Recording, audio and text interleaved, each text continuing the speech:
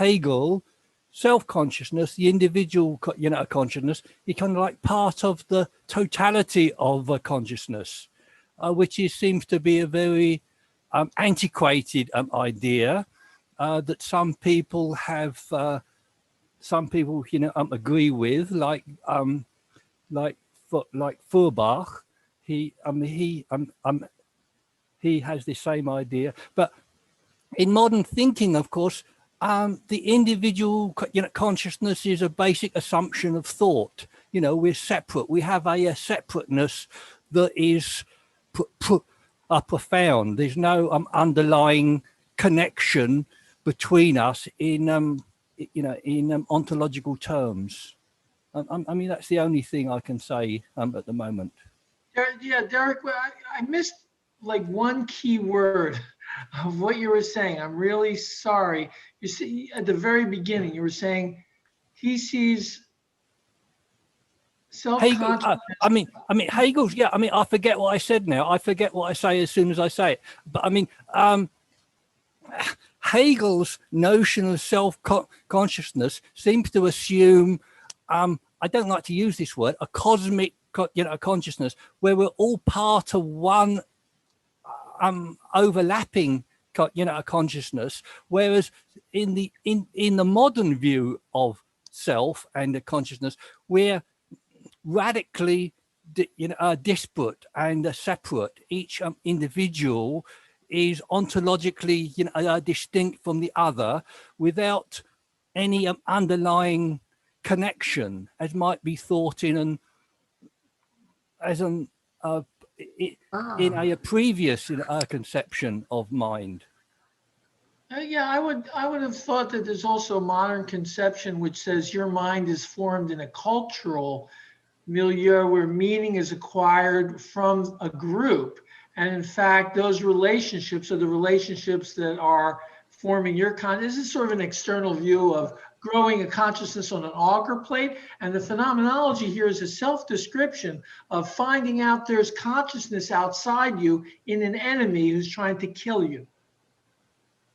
For the first time, you realize nature is attacking you with the consciousness. Yeah, of course, there are very real ways in which our consciousness is shared with other people, environmentally, culturally, but, ontologically, which I think seems to me what Hegel is talking about, and what I'd like to talk about to some extent, is that we are, ontologically, are distinct. There is no,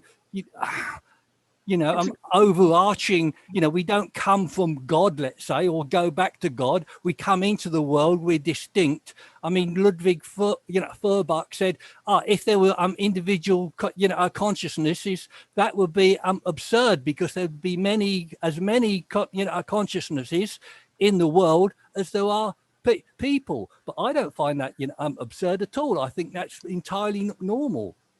So, yeah, I'm interested in what people think about whether this is an ontological discussion or a descriptive discussion. We have phenomenology being, don't know what being is going to be here, but I can tell you what the impression on consciousness is of various phases of the build experience. There's a different question of meaning, of being, of the being, which is an ontological. I'm not sure how that works in to this. Does this book do that? I don't know. He does have, I think a lot of people talk about Hegel and his understanding of the subject, that the subject is the individual, and the subject is the individual as a component in society. So in terms of like the individual, yeah, he has a kind of like the idea of a strong individual, but the individual is always so subordinated to so many things. So the individual is not only is the individual for itself an object, but the individual is caught in a nation. It's caught up in nationhood. It's caught up in a religion. It's caught up in so self-consciousness is a stage for Hegel to something bigger and better and more consequential in a historic sense. Perhaps, there hasn't been any Beethoven yet. There's only been kings. Hegel cares about the kings. If you ever read the philosophy of history, it's all about the kings and how worth it they were, how it was only because of the kings that we were able to have resolutions to conflicts. All the big conflicts were resolved by the wisdom of kings and conquerors, so to speak, which is the name of now it's the name of a present day computer game. And Hegel's omega point, if we could call it, is the absolute spirit, the absolute mind, the absolute idea, which strongly implies a totality of integration of the particulars. No. Yeah. Get yourself together, Derek. Well, I mean, Derek, if there's any help from this, is this other class going on Hegel at the same time, and one of the topics is the death of the individual, which okay. In a certain sense is the end of the individual, but in another sense, the individual can see themselves as persisting because they have embedded themselves in, added to, and are part of the cultural life, and they don't just stop, but they actually see that as having a relationship to what's still living. The same way the individual dies and the species is alive. Yeah, so David, I mean, you bring up the cultural, dimension, again, which is crucially, important. But this is, it seems to be a kind of a sleight of hand of fiction here. I mean, I'm interested. I think Hegel is interested in the ontology foremost. What you're saying seems to be like, the question: do we live? Is there life after death? Some people say, oh well, we live through our children. Well, that's a nice way of thinking about it. But ontologically, we are dead. We don't exist. I think. After we die. But Hegel might say, no, the ontology of, I don't know. I mean, Hegel. I think that's where, because you brought up absolute spirit, which involves engaging at other levels of consciousness, so that is why it would make sense in that context to talk about surviving a bodily death. Because you're not talking about the only kind of consciousness that exists in a single organism. You're talking about some other ontologically real thing, a consciousness, which is relevant for talking about social awareness. Yes. Yeah. So that can persist. So I was going to mention something. I don't want to interrupt the discussion, but I noticed that from the Google translation, the word self-consciousness doesn't appear anywhere in this section. It does occur in the previous section on consciousness, and the particular place where it appears, it's appearance. Appearance, or the play of forces, already displays infinity. Displays it, meaning infinity, from the previous sentence. I'll go back to read the whole sentence. Infinity, or this absolute, this is 163, paragraph 163. Infinity, or this absolute unrest of pure self-movement, in which whatever is determined in one way or another, e.g. as being, is rather the opposite of this determinateness. This, no doubt, has been from the start the soul of all that has gone before. But it is in the inner world that it is first freely and clearly shows itself. Appearance and the play of forces already displays it, but it is an explanation that it first freely stands forth. And in being finally an object for consciousness as that which it is, consciousness is thus itself, self is thus self-consciousness. So the idea at the end of the section on force and understanding, which a lot of it is about consciousness, oddly, he introduces the notion of the arriving at self-consciousness. And let me see if I can find the other reference. Here we go. Later, right? 2 paragraphs When, later. just the next paragraph, 164 at the very end. Two sentences before the end of the, 3 sentences before the end of the paragraph. The necessary advance from the previous shapes of consciousness for which their truth was a thing, an other, rather than themselves, expresses just this, that not only is consciousness of a thing possible only for a self-consciousness, but that self-consciousness alone is the truth of those shapes. But it is only for us that this truth exists, not yet for consciousness. Right. So he thinks there's a consciousness that's below self-consciousness. That's what's really amazing to me.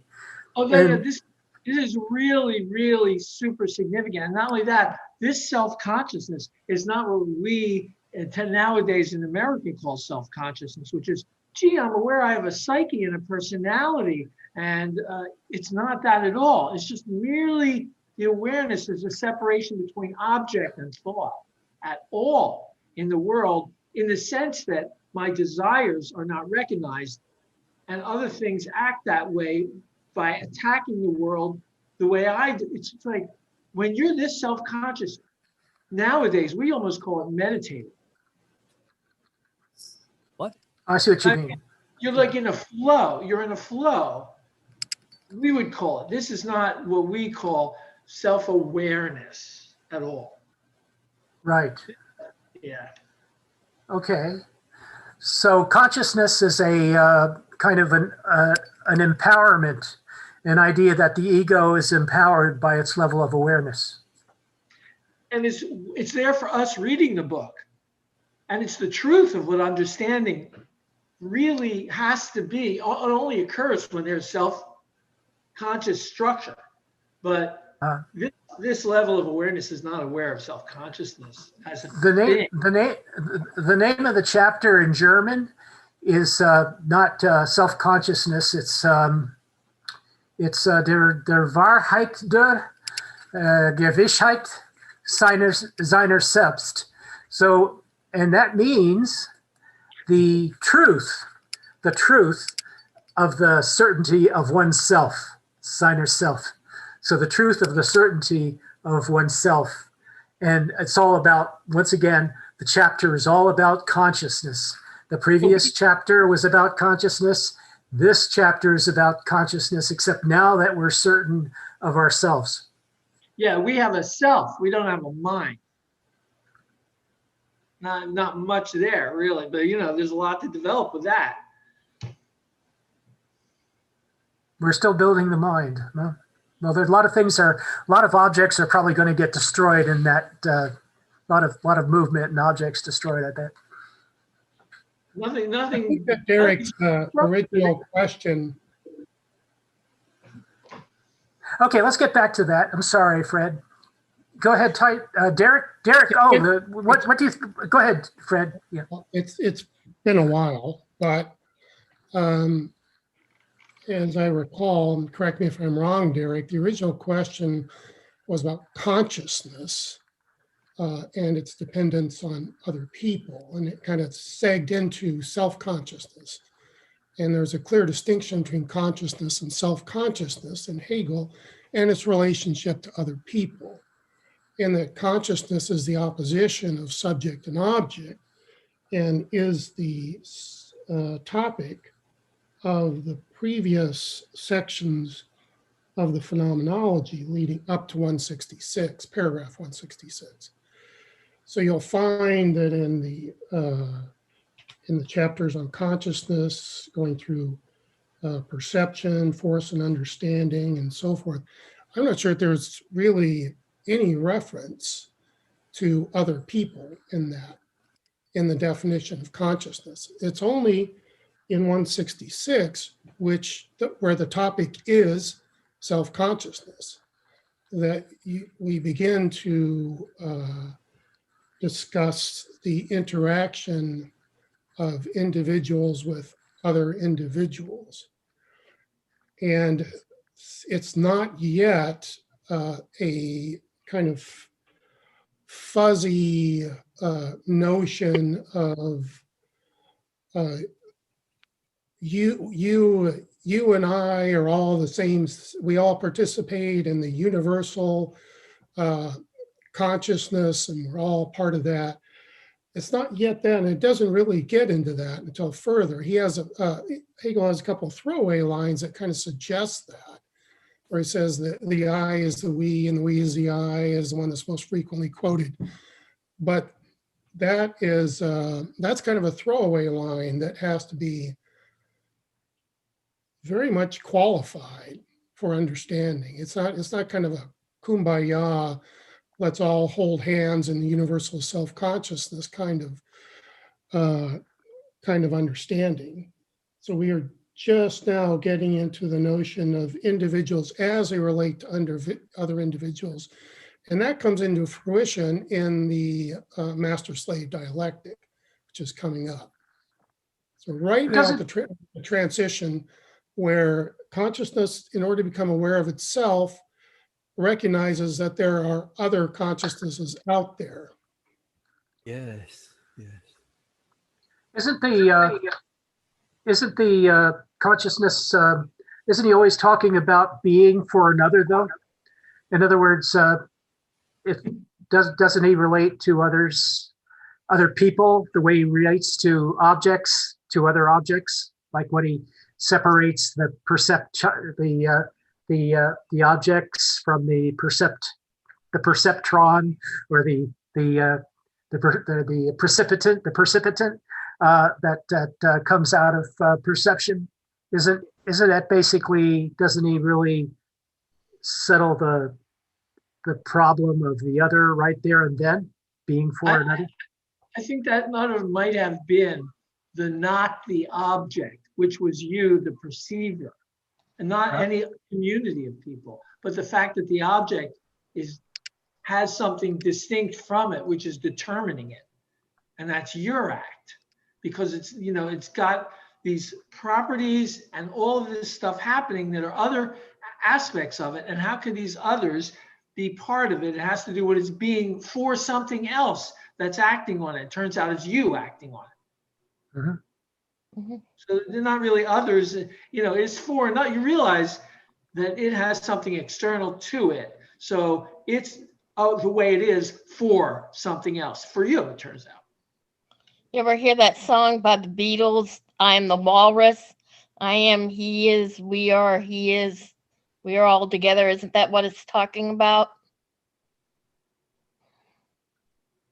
I'm not a zoologist. I'm one of the people that's still trying to figure out the song. But I guess what you're saying is true. Yeah, it has to be. It's out of necessity. Yeah. Maybe Hegel is the Eggman. So if anyone wants to order the conversation, they can join the participants window and put up their hand in the participants window, and someone will monitor it. A little modification of that. In the more recent versions of Zoom, it seems to me that raise hand is in the reactions window, just for people's. There's a reactions window. Oh, my reactions window has party favors, clap hands, thumbs up. Right, that's I heart you. the newer version. They moved raise hand from participants to reactions. Oh, okay. All right, I'll get it It upgraded. depends on what version. If you can't find the raise hand, look in reactions if it's not in participants. All righty. Just a procedural note. Interesting. So anyway, let's see. I hope the conversation's not dead at this point.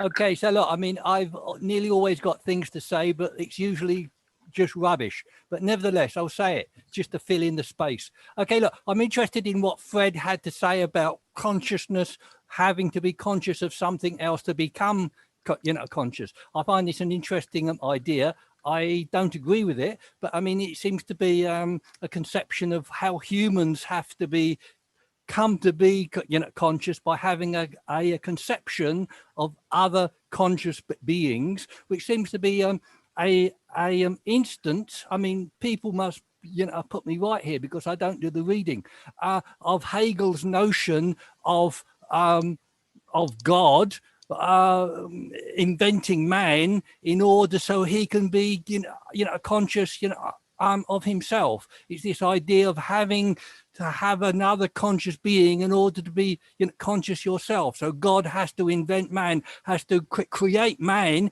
in order to be conscious. I've never had that problem, I don't think, because I always thought of myself as subject. I always thought of myself as when I was a kid, I used to think of myself as the being in the crib or the being in my nice room in the bed, nice and warm in my bed, the being with my parents, the being with the bookshelf, all that stuff. Tyson? Yeah, it's not conscious. It's not consciousness though. It's self-conscious, that you're conscious that you have a self and not yet an identity, but you have something to relate to. And the key to this thing is in the chapter or section before, where he's talking about the forces and how you have a soliciting force and you have a force that is solicited. And so in order for me to have a sort of consciousness, I have to solicit myself onto another, and then that force then allows itself to be solicited, and so that force then switches, and so that's how you create. Not that's how you create, but that's how self-consciousness begins to be concreted in a way and formed. It's the play of those forces that he's talking about before that I still don't grasp totally. I don't think I'll ever grasp because they're quite abstract. But now he's put them into a sort of non-abstract way, not yet concrete, but less abstract way. So you're saying that the beings, the objects, force you to become conscious, or at least if they're human. Right. The other person, the other thing with the consciousness can then become self-conscious through me. And it's desire that I don't quite understand, and how he's using it's the desire for me, which then can lead to, if I want to destroy the other, can lead to the struggle, the death. So yeah, I need another consciousness in order to be self-conscious that I am a self.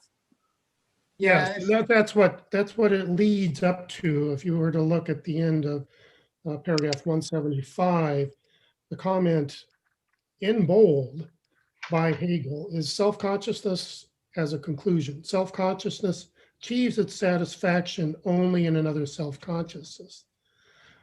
Now, note there that what's critical says that self-consciousness achieves its satisfaction. So it is essential to self-consciousness that it has desires, and those desires, at least eventually, entail relationships with other people. And if those relationships are too strong, then you'll have that struggle, because then my desires may then be sublated into the other desire, and so you have that constant struggle to the death. Right, and in fact, he makes a stronger assertion that the relationships always fall into the master-slave dialectic. At least that's kind of, to my mind, it seems like a simplistic interpretation of what Hegel is saying.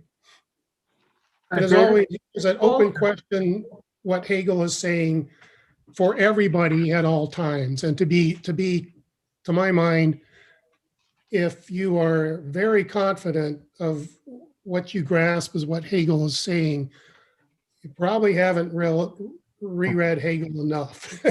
Yeah, which is the problem with the French existentialists. They just are sure of that master-slave thing.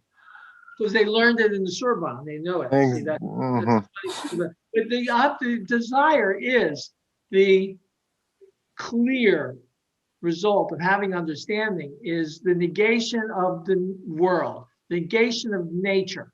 You take every object and you make it what you want. You destroy everything, you eat everything.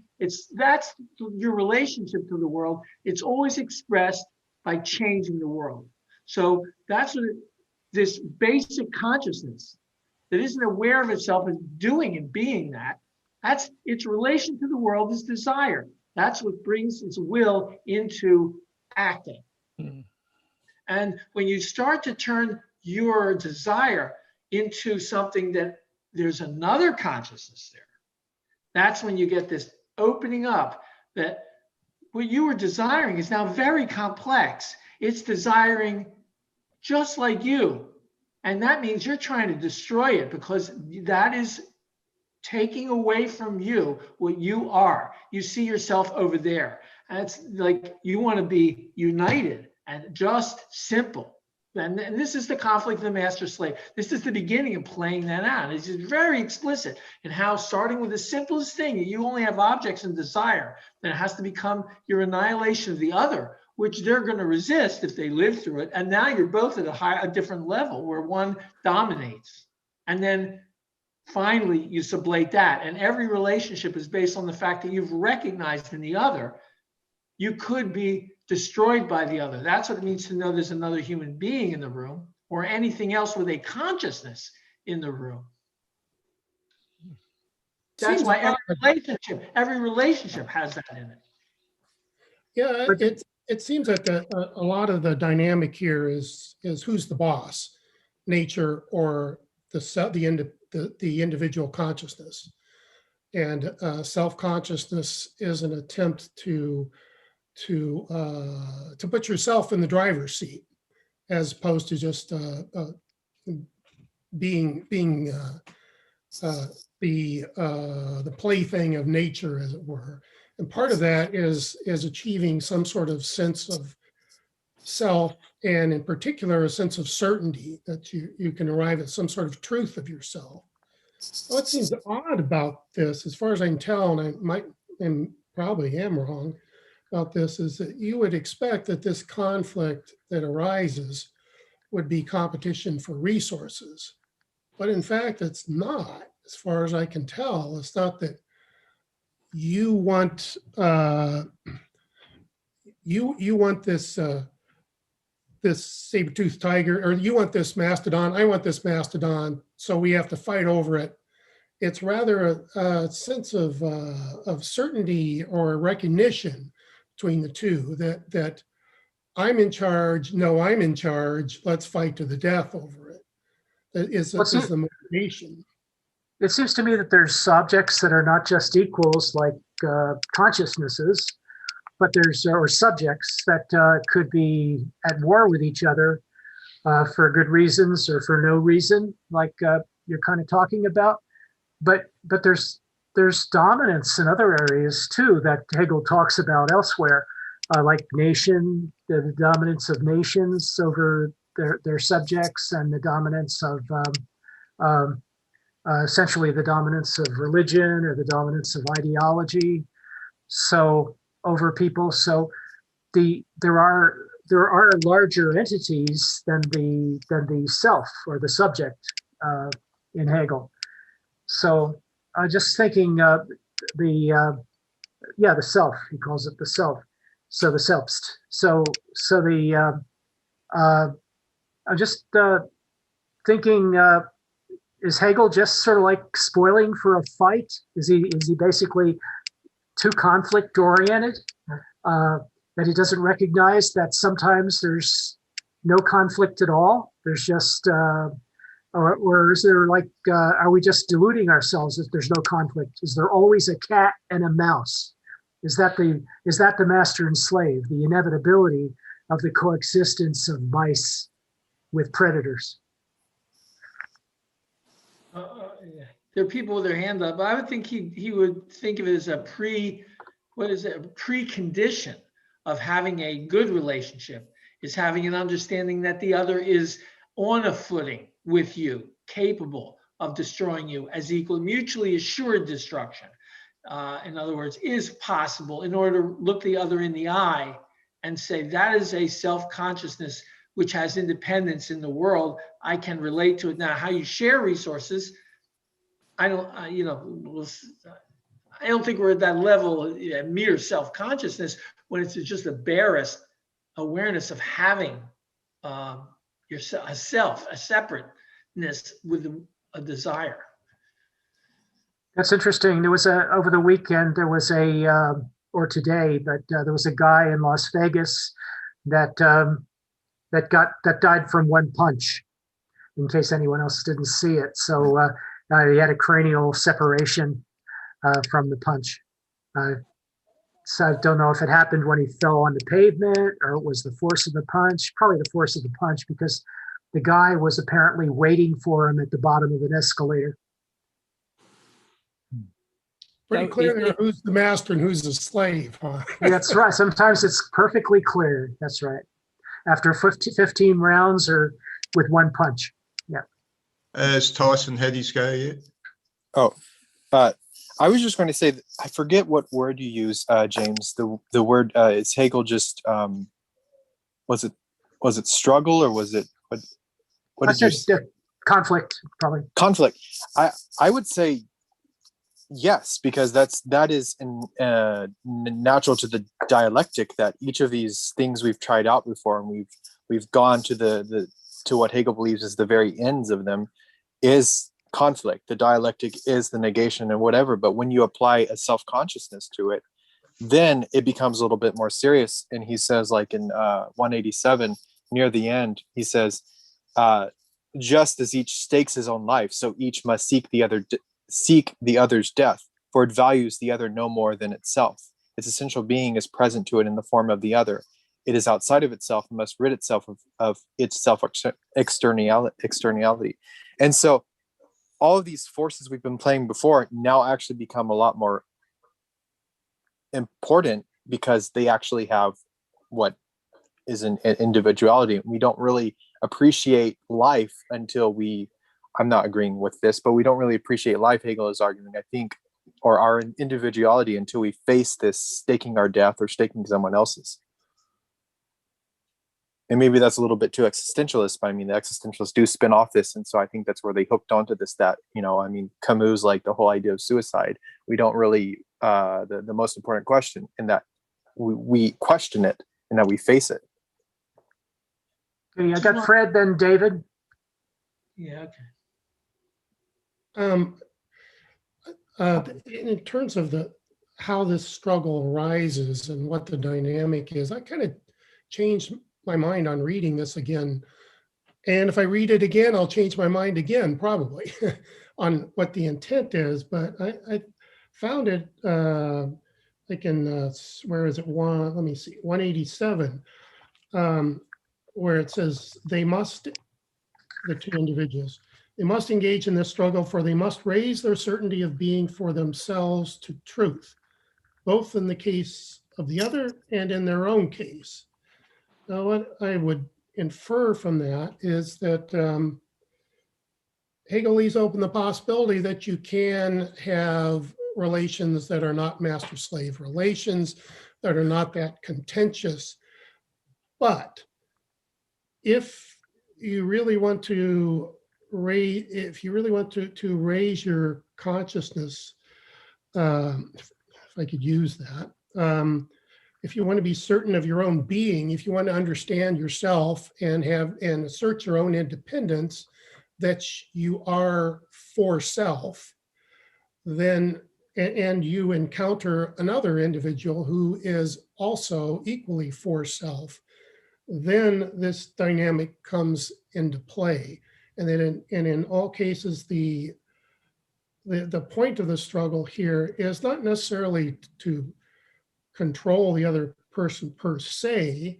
It's rather recognition, or at the very least, and a grasp of yourself, the certainty of yourself, what you understand about yourself. I have another idea about that. Go ahead, David. Yeah, I want to point out that we're, again, at the barest level of going from consciousness, which probably chipmunks have, And they probably even get to this level of self-consciousness, which is, vying with another entity that has eyes and has a consciousness. But when you're talking about sharing, that's knowing a lot more about the separation between the world and mind and others having lives. These are structures of understanding, right? And yes, later on, we're going to get to the ethical world, So there is an ethical world, but that involves the development of reason. And reason is the kind of self-consciousness that we talk about having. This consciousness of being a self is not the consciousness of having a mind that works a certain way. So we didn't get to reason yet. So we don't have any reason to share anything yet. We're animals aware of having volition, basically, and other animals have volition over us at times. Yeah, I think I think that's basically what we're dealing with. Is rather than maybe I used the wrong word, conflict, because it was stronger. But when I explain Hegel to other people, I tend to use the word contradiction. So in other words, we have contradictions, and the contradictions in intelligence, the contradictions are things that get solved. So one way or the other, either through struggle or through a resolution, which can be that the contradiction is a healthy contradiction and we need to preserve it for some reason, which is I've been watching the videos by Todd McGowan, and he's really good at talking about the contradiction as being a useful entity and something and a being in itself, the being for itself rather. In that section you read, Fred, I thought that one important element there was the idea of freedom. So the minimum that we might want to accomplish in our struggle with another person is to obtain our freedom. So that in other words, we might not need to kill the other person, at least not in that chapter, not in that paragraph, but we want to resolve it in our favor, in as much as we obtain the amount of freedom that we need to alleviate our condition of bondage. I have a recommendation to look at it this way. Once we have reached the point where computers are self-aware and can process the speeds they process at, will they be looking at us as conscious, as an existential threat, as something they have to consider in their actions? We used to be the master, they used to be the slave. It will be a case of, will we be seen to be intelligent in this sense, acting in the world, when they get to determine what consciousness is? We may not fall barely at that level to be recognized as consciousness. Not until some enterprising software engineer writes computer Hegel. But I'd like to make the comment that perhaps computers will need mankind in order to become conscious, because they need to reflect upon us to be conscious. Yeah, but will they say thanks? I don't think they'll say thanks, that's all. Is there any basis for consciousness in a computer? About 30 years ago, the only basis for consciousness. I went and checked this out about 30 years ago with, sort of a premier local mind, and he said there's just not a basis for it. Nor physical matter that we're made of. There's no basis for it. Yeah, but there's a couple of experiments. There was there's the idea of the people that want to talk about that always quote the idea of a Turing machine, which is just one that can fool. Any machine that can fool you into thinking it's intelligent would be a Turing machine, I think. And that there was a program that was written by an enterprising guy who just wrote it so that people who were into psychoanalysis could type answers into this program, Now the program would ask you questions. You would type answers into the computer, and the program would then ask you another question based on your answers, previous answers. And this was considered very intelligent by about, a percentage, maybe 40 or 50% of the people that were using the program said, "Go away, I'm busy. I want to, have finished this conversation." So they detected intelligence in the computer because of the way the psychoanalysis program had been written. That was Eliza. Eliza? No. So yeah, but I tried it. It wasn't that great for me, but you have to be into that sort of thing, I guess, to be actually captured by it. And So some people get captured by it. So there's no possibility of a love affair developing between you and the program. That wasn't the purpose. The purpose was to imitate a psychoanalyst on the other side of the conversation. And people did develop dependencies on it as though it were being friendly and offering them advice, and became emotionally connected. And the same way now, with much more sophisticated systems and neural learning, they're being used for older people for care, because it has the same effect as a pet in certain ways on the psychology of the person being dealt with. So I'm not suggesting these are at all intelligent machines in the way I'm talking about now. But I just thought it would be, an interesting question to look at our peril in terms of being confronting consciousness in this way. If we didn't know what Hegel's talking about, we don't know what these bare consciousnesses are. Imagine that we were confronting something we couldn't understand and trying to make sense of it, and yet we get the feeling it's understanding us. That's a threat. Do you want to be its slave, or do you have to conquer it, or how do you survive with it? This is a fundamental encounter with something that is not you, that is just as good as you, as far as you can tell, is powerful in being in the world. I've got some doubt there. And the problem is what we are as animal organisms and what we are as related to other animal organisms is a particular set of programs.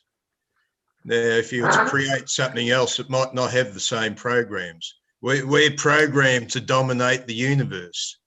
Maybe that's in the other animal organisms. I forgot that. I didn't know that. Dominate the universe.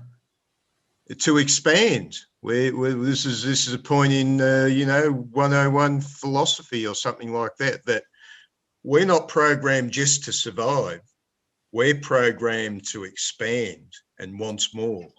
I wonder what was wrong with the Native Americans that were not busy expanding, just living peacefully. Well, you don't know that, do you? Battle when they had to, but you don't know that they were peaceful. Well, to a degree, there were councils. I thought they were slaughtering each other over terrain and land and women. But I mean, we're not we're not compelled to follow our programs, but we might be, compelled to follow the Hegelian, a dialectic, in which we need other people to be conscious of ourselves. I'm not saying we are. In fact, I disagree with him on that. I don't think we do. I think that other people are catalysts to our own self-consciousness. But so I don't. So I mean, this is what I think. To me, something. Hegel is saying something, important. He's saying something about the structures of a consciousness that's more fundamental than psychology or programming.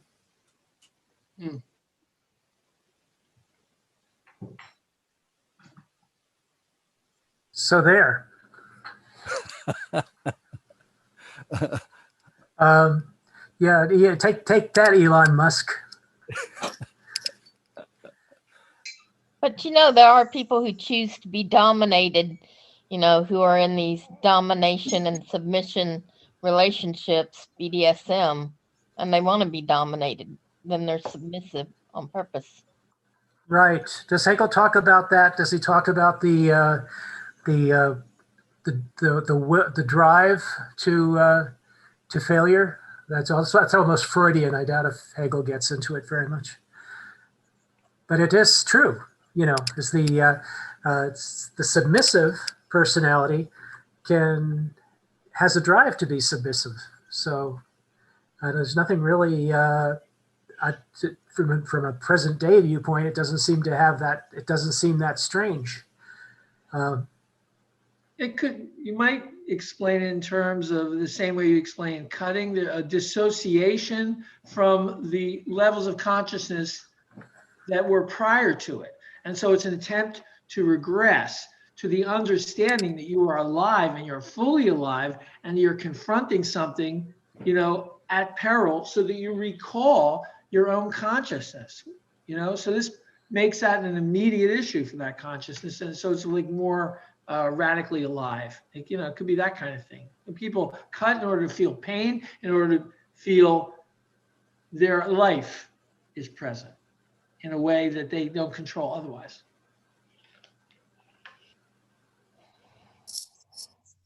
Fred's got his hand up. I think it's I'm not entirely clear how you could categorize Hegel's phenomenology, whether it is truly a phenomenology. Phenomenology being the study of appearances, namely, and in particular, how individuals perceive and integrate perceptions. But inevitably, it seems when you read Hegel, we tend to take it into psychology, and perhaps that's an anachronism on our part, in that does not seem to be Hegel's intent. That he's not talking about psychological characteristics here. And it also seems inevitable that we take it into ontology, and that's also, it seems, not Hegel's intent. Hegel's ontology is developed in his logic, Encyclopedia of Science's logic section, where he talks about fundamental reality and the study of objects. So to my mind, it's a little, always interesting, but a little dangerous to psychologize Hegel.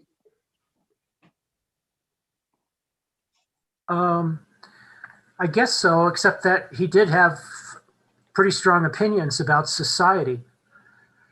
So the philosophy of right, and he did have an idea about intimacy. He thought that it was reflective. It was highly reflective, and that's where he got his idea, I think, about the reflection in perception. And he talked about the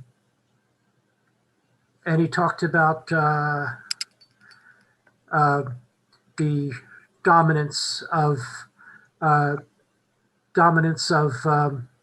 the aesthetic and religion over spirit, and also the right of the nation and so forth. So he definitely had really strong opinions, but they were fairly conventional for his time. He was also a booster of Napoleon's. He actually formed a society, or wrote a paper. He wrote a paper supporting Napoleon. So it was he was active. He was an active Napoleonic booster. Napoleon Tyson is. Yeah, he and his roommates, I forget, it was like Schelling or whatever. During the French Revolution, they were big supporters of that, and they used to dance around. They planted a freedom tree, and they used to dance around that. And he would toast to the Revolution, Bastille Day, every time it came around. But there's something. It's not psychology. I totally agree with that point. But there's something to what the BDSM, the wanting to be submissive to. There's something to that when he's talking about the relationship of the Lord to the bondsman, and all throughout this, because he's talking about the slave. I'll just say slave. The slaves, or I could feel like marks breathing down my back throughout all this. But I think, and if someone knows a deeper interpretation of this, I'm just rushing through this, that the bondsman can exist by himself as a consciousness. because his relation is to his work. But the Lord needs the bondsman in order to be a Lord, because he needs this consciousness to relate to him, what he is as a consciousness that is the lordship.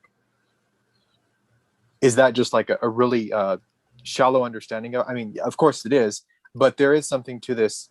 The bondsman doesn't need the Lord, but the Lord does need the bondsman. Yeah, he needs. That's right. He has a dependent or kind of a relationship of necessity with his bondsman. Right. So he wants to negate it, but he also desires this lordship. He wants to negate the recognition. That's what it is. Yeah. Recognition is that. We haven't talked about recognition yet. Well, why don't we? I think that it is very- Well, on what you just said, I don't think the Lord sees himself as a Lord. I think he has the power over another consciousness. He's not thinking, this is a great gig. He's thinking, I get stuff done. These beasts of burden really do what I want. His desire is all about objects. It's the slave who has a desire to dominate this dominating self-consciousness that isn't aware it's a self-consciousness. So the bondsman is at a higher level of relating to the world and his own work. He, of course, does all the work. All the objects are his work. He knows his desire is materialized. This is where Marx jumps off. All of his things become real. They persist in the world as objects. But he's doing the work. And he's doing it because of this other consciousness, and that's the alienation from the other consciousness is his power that the other one doesn't have at all, any idea. The dominatrix may ask them to call them daddy or father, or if it's a woman, a female figure, mommy, and she has that need to nurture, or he has the need to nurture and to also have someone that he can punish. But the person who is the submissive wants a father or mother. Perhaps in real life, maybe they never had one, and this is just a replacement. So in that way, could you say the Lord gets the lordship as the lordship is the mediation for the lordship is the mediation, and then I'm not familiar with these terms, but the person getting the domination, that's the object he gets, but the dominatrix maybe gets them the money. Fred was up. In the master-slave relation, that is it seems a commensalist relation in that the master becomes dependent on the slave, and the slave becomes dependent on the master eventually, because the master's desires become the slave's desires. Master says, I want this house built, and the slave says, okay, that's my desire now too. And I interact with the world. So my question is, because I've become an expert home builder, what do you mean you want the house built? Like, how many rooms do you want? Well, I guess I want this, and so forth. And eventually the slave becomes the one who calls the shots, because the master doesn't have the ability or intelligence or wherewithal to be a home builder. He becomes kind of a leech. And so in the passage of generations, yes, we do see that move. But originally the master became a master because in some way or other he had the greater competence. Well, I'm not. Well, I'll point out where I get this from. If you read this medieval literature of the Icelandic sagas, you have numerous family sagas, and we're talking about reading a culture at a base level. This isn't about kings and dukes and all that. This is about chieftains leading other men. And the reason chieftains become the leaders is they've got competence to offer. They've got guidance to offer. They've got protection to offer. Usually the chief, he's the smart cookie. Most men want to follow. Most men don't want to take a risk. The chief is the smart one. Of course, as the generations go on, you know, they say third generation fails. And you find out that one of the slave generation has risen up to be the new competent individual. Yeah, that may be, but Hegel is speaking about abstractions here because he's talking about the dynamics, the inherent dynamics of an individual who encounters another individual in their quest to gain recognition, or at the very least, self-understanding of who they are in the world. So this is very much an abstraction. What Hegel does not do here is to recount the history of dominance, subjugation, and slavery in the world, how it arose, who's responsible, and so forth, because he's talking about kind of an abstract dynamic here between individuals. Of course, I wonder about the word slavery in all this. Probably the more correct term would be servitude. Exactly. It's actually a mistranslation. The better translation from the German is lord and bondsman. That's my translation. It says Lord bondsman. There's no slavery. Interchangeable. How would anybody is going with this Hegelian theory that civilization arises in the Orient, gets to a new phase with the Greco-Roman culture, and finally flowers in the magnificent Germanic Protestant culture, which is now the peak of all creation?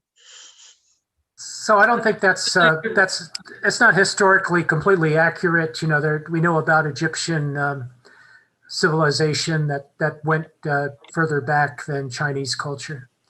So it's likely they evolved around the same time. A slight correction there. The Greeks would have to view the Egyptian culture as being Oriental, and it's the Greco-Roman, it's the axial age in Greece, which represents a new phase of culture which hasn't been seen. Hegel's interested in the phases, Stephen. Hegel's basically talking about different phases one after another, and he recognizes the importance of the Greek phase, but he doesn't make the mistake of trying to extend the Greek phase back behind the Oriental phase or behind the Egyptian phase. Well, I wasn't meaning that. They just hadn't had enough archaeology yet to understand the depth of the Egyptian phase of culture. That's all. He wasn't aware of that. The depth or the depth of it. The depth. The fact that it goes back to about 3 centuries BCE. The three millennia, the fact that it goes back about 3 millennia of history, extending all the way through as an important factor in the existence of the Roman Empire and as a trade partner with Rome. The Occidental spirit versus the Oriental spirit. The Oriental spirit was the original spirit. That makes a lot of sense. Yeah, there's something to that. Spirit, of course. Yeah. Grows on it. More or less, the Occidental spirit, it sits on the shoulders of the Oriental giant. I don't know what this has to do with his book, and you know, at this phase when you're talking about religious or cultural structures, which are much later levels of development and how they would interact. We're not equipped when we're talking about self-consciousness. It's in the book. Yeah, it's in the book. I don't know if we're actually going to go that far. Do you know how many weeks David planned? Don't know. I mean, how many weeks did David plan for this meeting? Yeah, I think he left me host, so he's probably stepped out. Yeah, but anyway, there's going to be whether we handle it later or not, you know, I mean, it's reasonable to sort of bring it up since so many people are not. I don't think the importance of the Oriental culture or what did you call it? The Oriental spirit? Okay. The Oriental Yeah. spirit. You have the Oriental spirits, the Obviously, Roman spirits. right. So from a And present day finally, standpoint, the magnificent Germanic Right. spirit, which Hegel was well aware was superior to everything else. he loved it. So anyway, the point is that the Oriental spirit, or the Chinese spirit, or whatever you want to call it, however you sort of frame it, we know today how important it was. We know that these cultures grew side by side with Western culture, so to speak, or what we call Western culture. So we know that these cultures grew side by side, and at the time when they encountered each other around the 15th century, around the 16th century, with I guess it was the 15th century with Marco Polo and so forth, there was already a good understanding at that time that they had achieved. The case of the Greeks suffering that problem. The Greeks, it was interesting. the Greeks saw themselves as the superior people, but they discovered the Egyptians had preceded them, which created a sort of culture shock. It's interesting, it's saying in the comments that are going by here, and it's a good point that Stephen, to a degree, you're looking at material history as the concern. Who beat whom, who dominated whom, who took over, who's the greatest race today, and those questions, which is not really, that materialist question may be a Marxist issue, but Mahbub here says Hegel did a magnificent job of interpreting Indian philosophy to Westerners. You know, if Mahbub Hussein has any idea what he's talking about, then, you know, presumably this guy has an idea about the shape of consciousness at that level. Also, I think it's kind of suspicious that you classify Southern culture, or what do you call it, Egyptian culture, as Oriental. That sounds ridiculous to me, Stephen. I thought Oriental is anything, you know, on the other side of Venice. Yeah, this was just on the other. This is just on the other side of Venice. Got it. No, this is just on the other side of the Mediterranean. They were just they were not that hard to discover. Right. Okay, I'll give you an example. You know, you have a democracy in Athens. That's complete insanity as far as the Oriental world is concerned. Only in Athens. Only in Athens. And not only that, Delphi. Yeah. The Athenian Democracy was formed in the year 508 BC. How long before the Persians were knocking on the door ready to crush it? 18 years. The Oriental spirit wasn't going to abide the existence of this new spirit. If you start going off against Persians, Stephen, we're going to be here all night.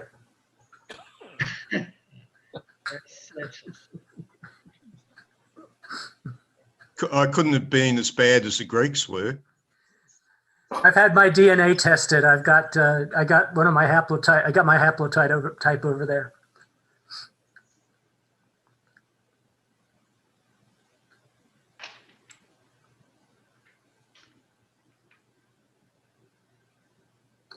So anyway, yeah, I'm sorry about the. So I guess there's some agreement that we don't want to get too diverted into history and classification from the early 19th century viewpoint and how it differs from modern historicism. Well, I'm claiming there was a historical spirit, or at least Hegel believed there was. Of course he did. It's not a ridiculous claim, Stephen. Right, but part of his claim is that to understand spirit, you have to look at it as a pyramid built on layers. And if you don't look at each layer, then you're sitting around the top. You're not sitting on anything. You have to understand these structures build, and you can't jump. So, not understanding sensation and the kind of certainty that arises there, you won't understand understanding. And if you don't understand the poles of understanding, you won't know what you're coming to when you're dealing with objects as self and having a self, and then reason. So, we can't just jump to, all of Egyptian history, right? I think there's a lot of good ideas in Hegel, but the idea that the layer cake is a necessary component of the ideology itself is, to me, a little specious. I think the layer cake is interesting in itself, but it's not the ideas. Some of the ideas are great, but they don't all depend on the layer cake above and below being in place. They don't all depend on the careful assemblage of the infrastructure as far as I see it. Right. Okay. So I'm overselling, but it's the plot of this book. Yeah. Yeah. The plot is interesting. Yeah. No question.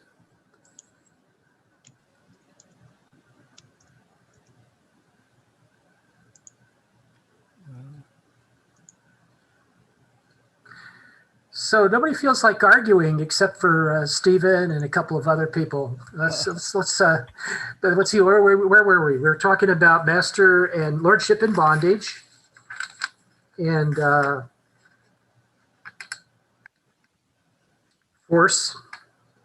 forces, and the self-consciousness as a component. And the development of pure being for self that comes out of it. Then the next chapter after that is, or the next main heading by Miller. I think he puts the main headings in himself. It's the freedom of self-consciousness. And then the Hegelian chapter is called Stoicism, Skepticism, and the Unhappy Consciousness. So I don't want to jump ahead, but that's what's coming out of, that's what's developing out of pure being for self. The idea that we're ready as we're absolute, we have achieved absolute negativity.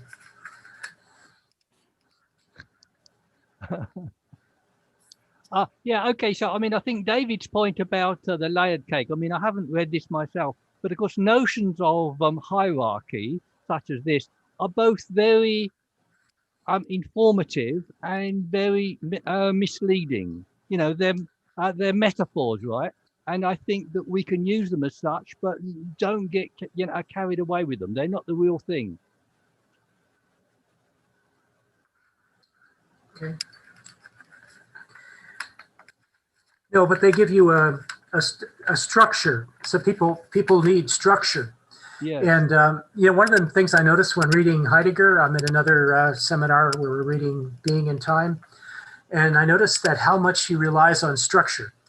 He doesn't oversell it.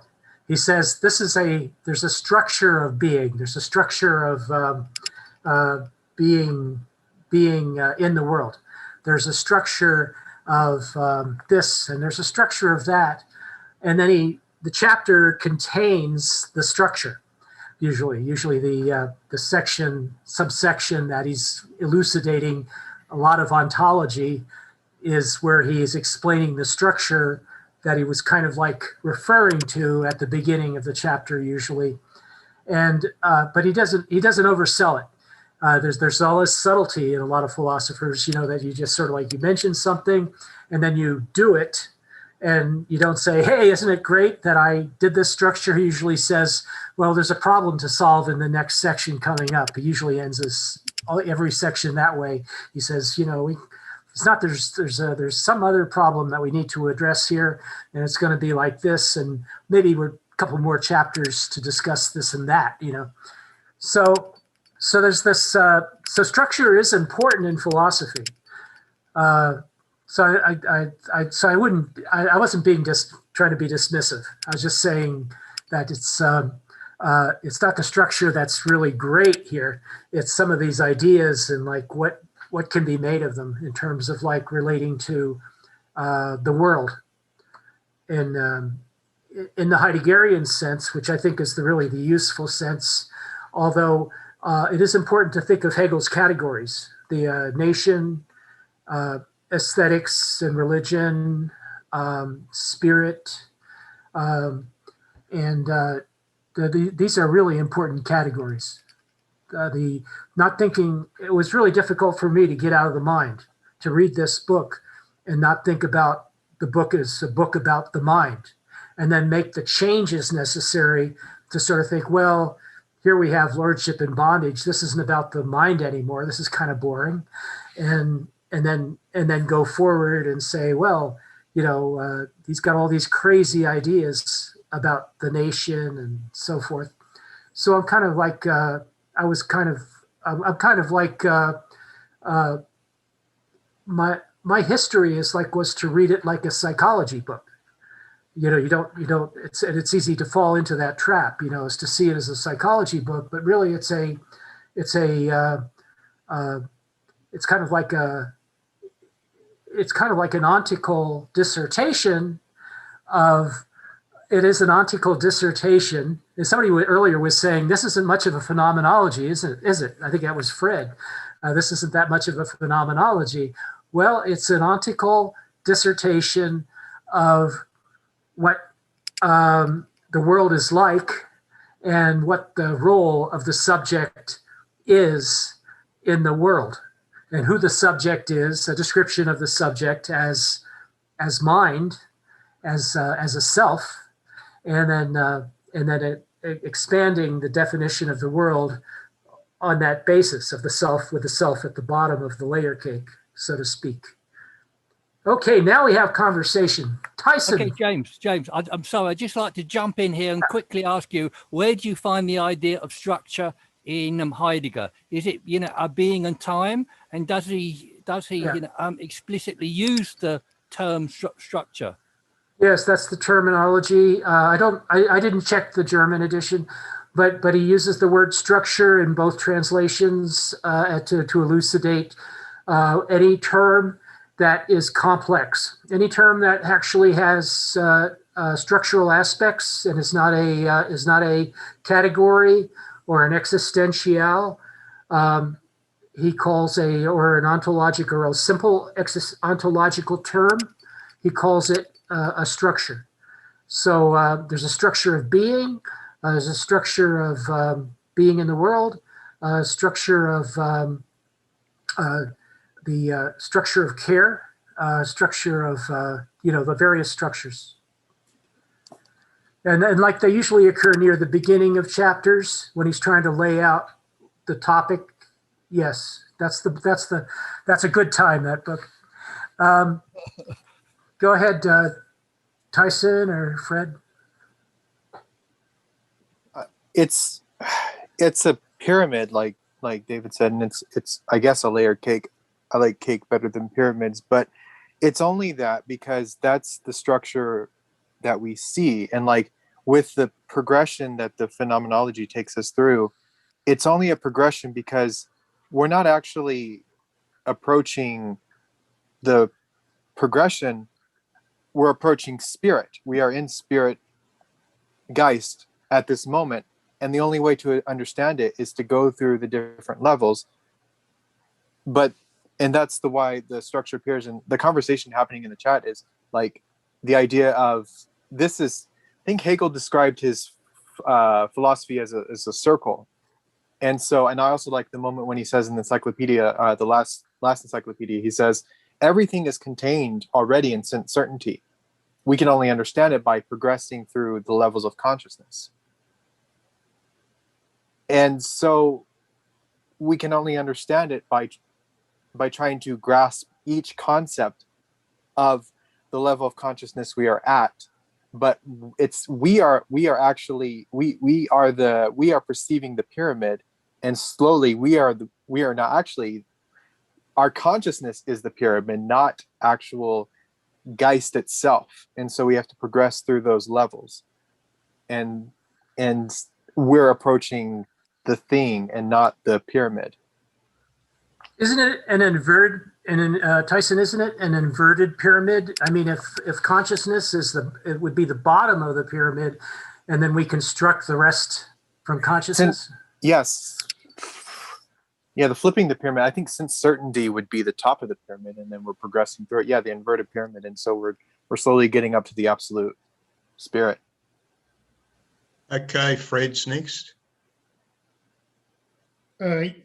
Yeah, do you hear me? Okay.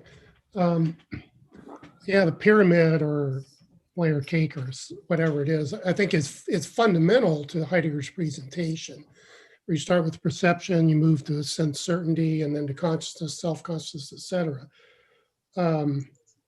In that it's not merely pedagogical or just simply in a convenient organization for Hegel, that each does depend on the other and is intricately involved in the other.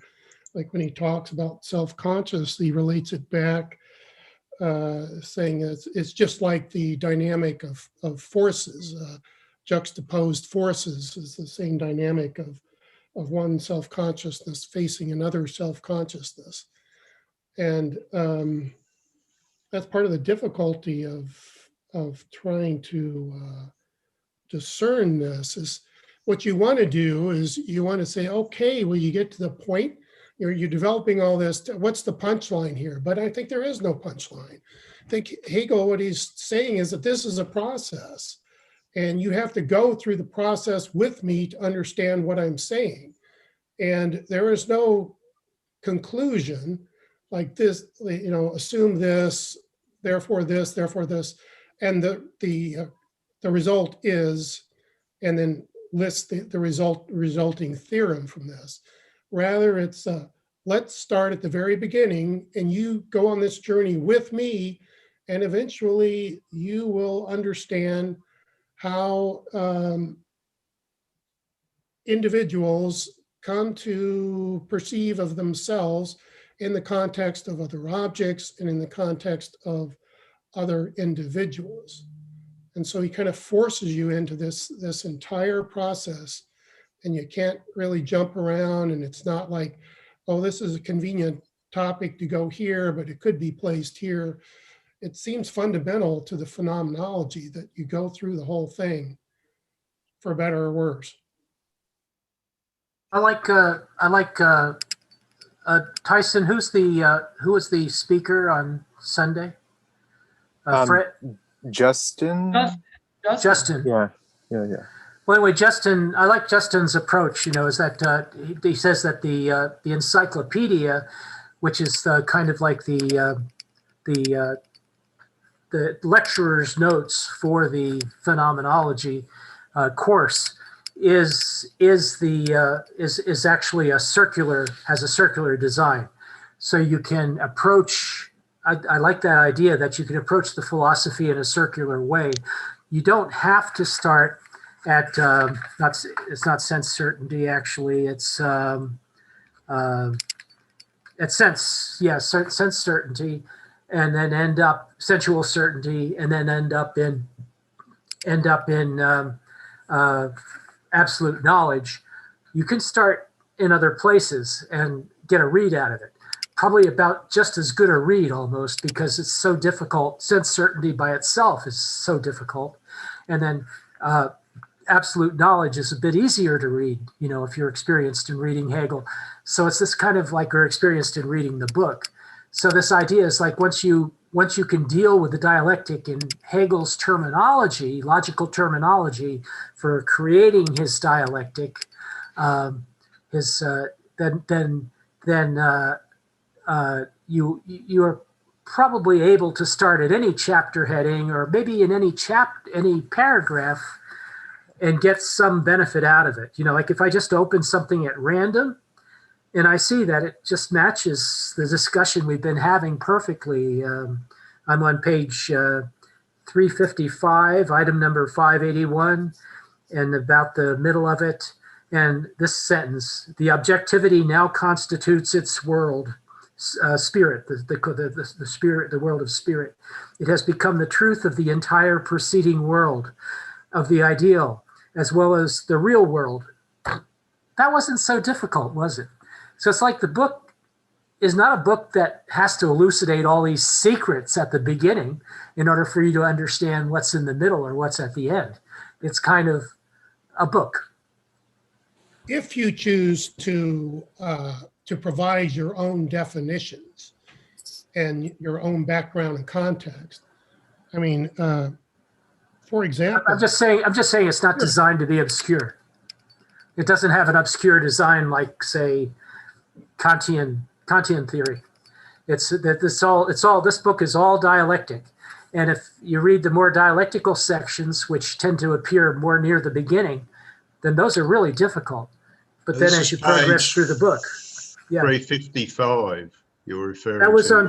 that was on page, actually, I think, no, I lost it. I'm sorry, I lost the page. It was just random. I just took a page at random. All right. So I was just giving an example of how his prose is demystified in some places. He's just sort of like making his points. The prose is sometimes it's completely demystified, and you can just read it for its content and not necessarily depend on prior chapters for a full understanding. I'm sorry, Fred. I didn't mean to interrupt. oh, that's okay. I don't know. I would. I'm not sure I would agree with that, because in the example that you gave, for example, there was a mention of spirit, and spirit is defined and redefined extensively throughout the book. I believe, let's see, I kind of tagged it, and there are 1, 2, 3, 4, 5, 6, 7, 8, 8 different definitions of spirit occur in the book. And so you can take that one passage you had and you can fill in your own definition of spirit, and it might have some truth value for you, but I'm not sure it's what Hegel's intent was, because he has his own notion of spirit, and really to understand spirit in its entirety as Hegel develops it, you kind of do, unfortunately, you have to go through a heck of a lot of work to tease it all out. So if Hegel has eight definitions of spirit, I mean, what is it? I mean, is it that he couldn't decide, or was it like he needed to improve it chapter by chapter, so to speak? Generally, whatever Hegel says is provisional and diffuse, in that he may make a declaration and it may sound assertive, but he will revise it subsequently. And just since this is actually a question I have is how he develops his notions and reconciles it, I'll very briefly, hopefully, go through this. Reason of spirit is when its certainty of being all reality has been raised to truth. Where are you reading that? Oh, I'm not going to give you chapter and verse. I can give it to you if you want to, but maybe in the I don't want to take up too much time. Spirit is self-identical and abiding essence. Further on, spirit is the ethical essence that has an actual existence. And there are, 6 more like that, where they're just basically different notions of spirit.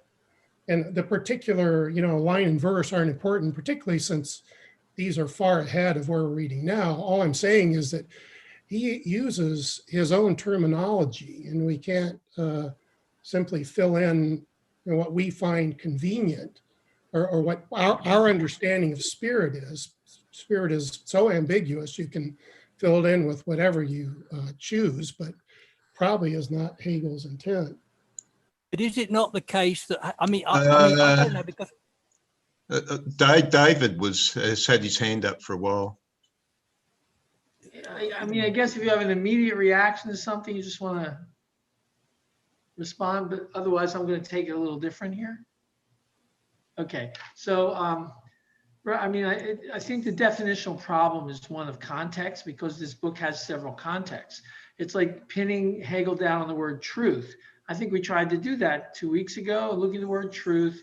Truth has a meaning that changes and changes and changes, because it's a stage by stage significant point. What is going to resolve the question that is truth for this consciousness?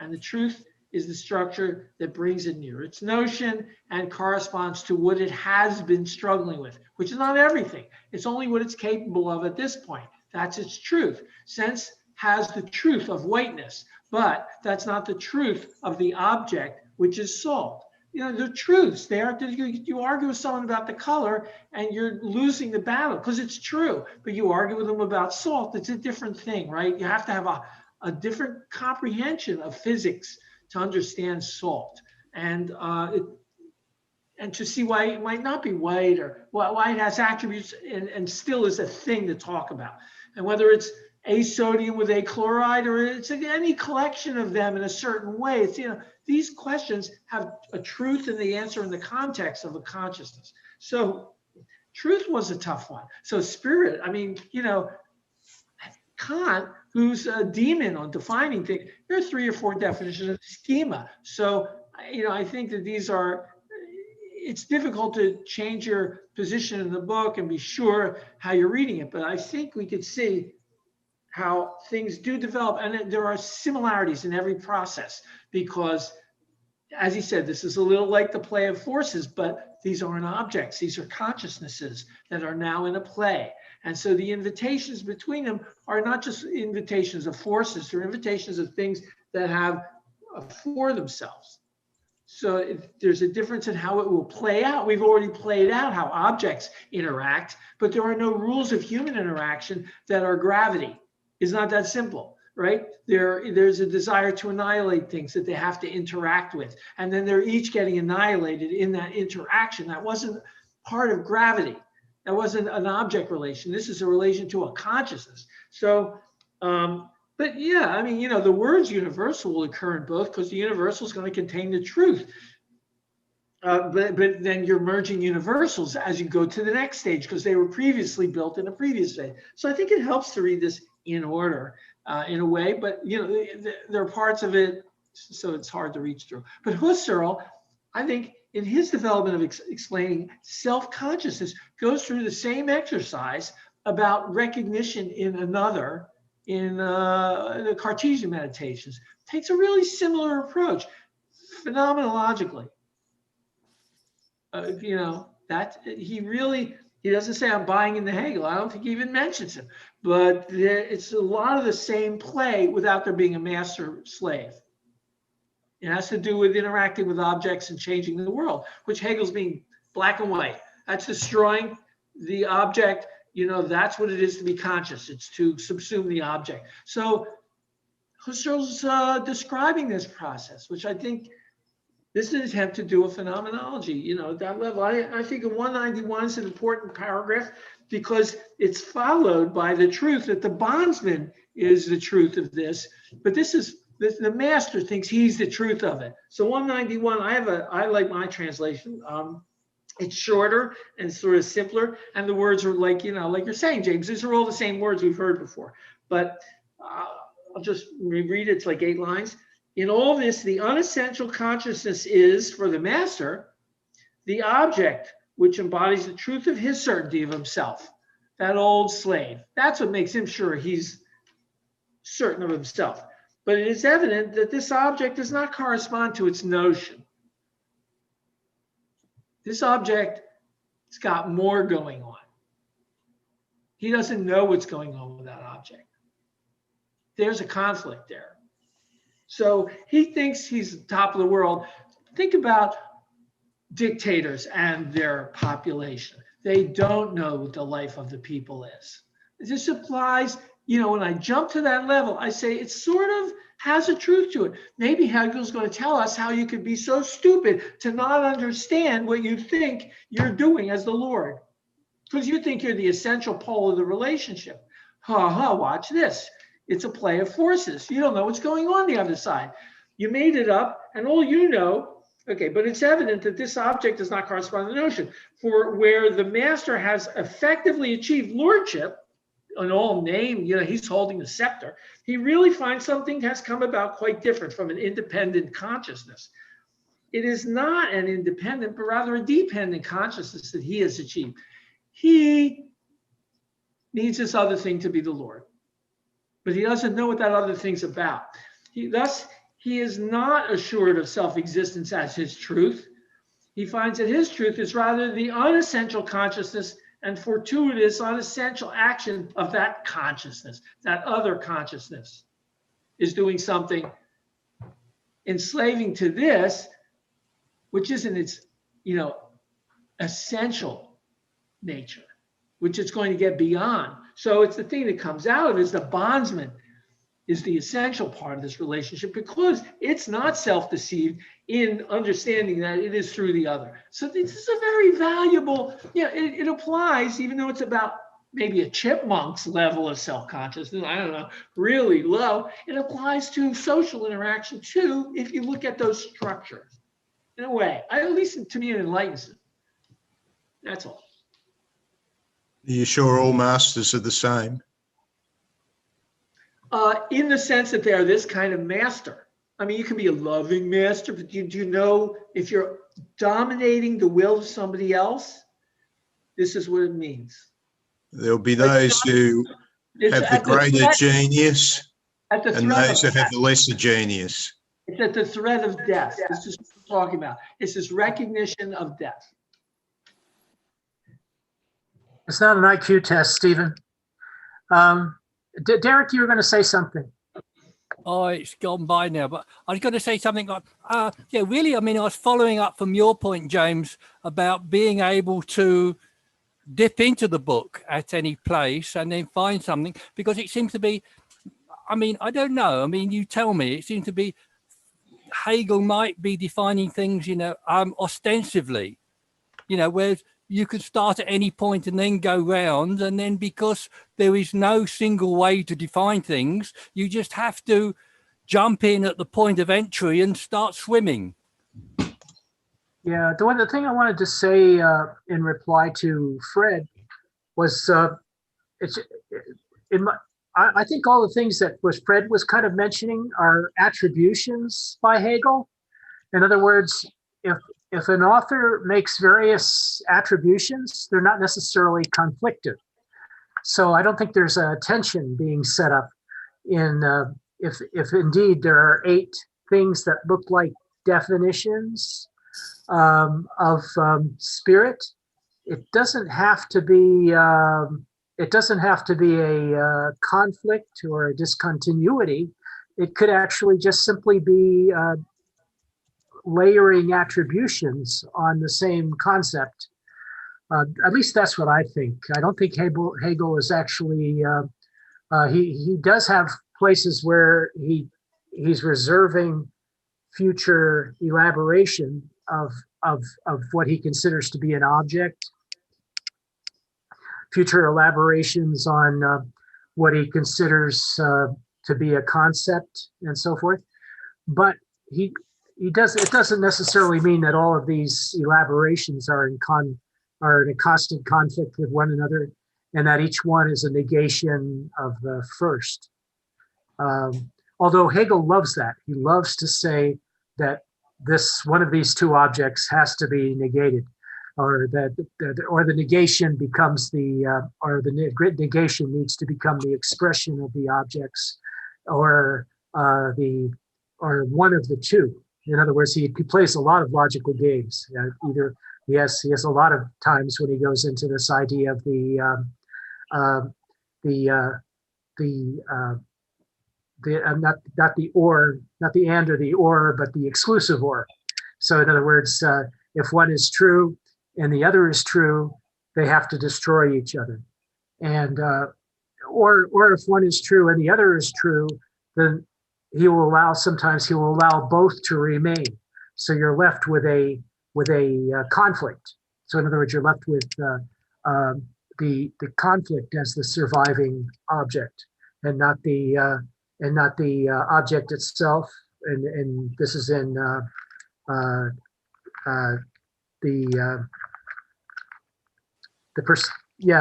that's Force in the Understanding. He says that what you often end up with is going to be the combination of 2 objects that remain in conflict with each other, or perhaps there'll just always be 2 objects to you. Perhaps that's the meaning of the resolution, is that you get a split concept You develop a split conceptualization of what was an object, of what was a singularity. So I love that aspect of Hegel's logic. So I was just wondering, how did Adolf Hitler manage to maintain mastery? With what? How did Adolf Hitler manage to maintain mastery? Managing to maintain mastery? Is that what you're saying? I Yeah. don't. Go ahead, David. I mean, you mean by force? How did he manage to do that? Because having a structured domination of a society is different from being the lord over someone threatening death to them. I mean, that's the fundamental structure of lord bondage. It's not about having a parliament, a House of Lords, and if you don't agree with them, they can maybe throw you in jail. This is about you're going to die. You're so old hat and Marxist. Hitler did it with attractiveness. Well, He attracted his population. True. I think that's very true. And not only that, but he had them under a hypnosis. He had them under his influence. So he was influencing their minds. So it's kind of like brainwashing, but definitely they were under a hypnosis, but it was an attractive thing to them. I agree with that. And it wasn't just IQ either. Adolf Hitler didn't have the world's highest IQ. Well, what was it that was attracting? Was it make Germany great again? It was a man who employed the artistic perspective. It was a man who used imagination. Hey, David, Some people don't have an imagination. Stephen, I'd appreciate it if you didn't interrupt other speakers so much. David, I'd love to hear what you were saying. When you were interrupted.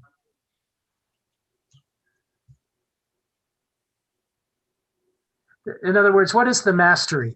The question was, what is the mastery in being a lord?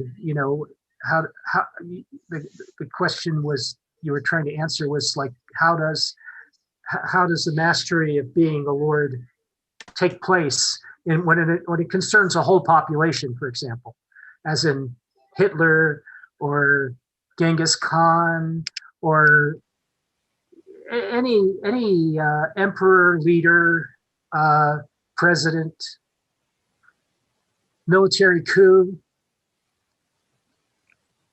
Everything is so relevant politically. Would this apply here? Because this, at the end of this chapter, it's saying the essential thing is having endured absolute fear. That's the relationship. There may be later on more complicated interhuman relationships with groups. Belonging in a group, not belonging in a group, all that's, but this is more one-to-one in just describing the conscious form we're looking at. Wow. So having endured absolute fear, you get an insight into the basis for society developing. And you're having a psyche. And you're having an independent mental existence, that you are separate. Right. Okay.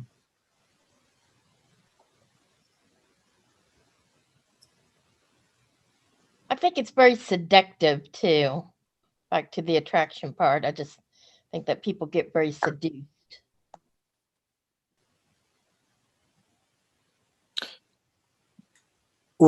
Well, it's not. I mean, not to disagree too much with what David said, but it's not a society yet. It's just me, the other, my consciousness, self-consciousness, and the other consciousness.